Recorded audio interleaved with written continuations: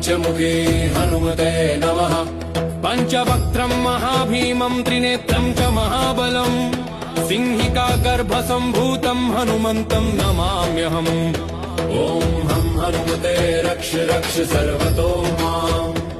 ॐ हं हनुमते रक्ष रक्ष सर्वतो माम्। ॐ पूर्वे हनुमान् कपिमुखधारी रक्षतु माम्। दक्षिणे नारसिंह वपुर्मान् सदा। पंचमुखी हनुमते नमः।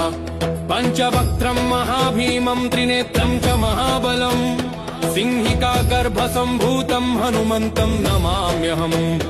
ॐ हं हनुमते रक्ष रक्ष सर्वतो माम्। ॐ हं हनुमते रक्ष रक्ष सर्वतो माम्।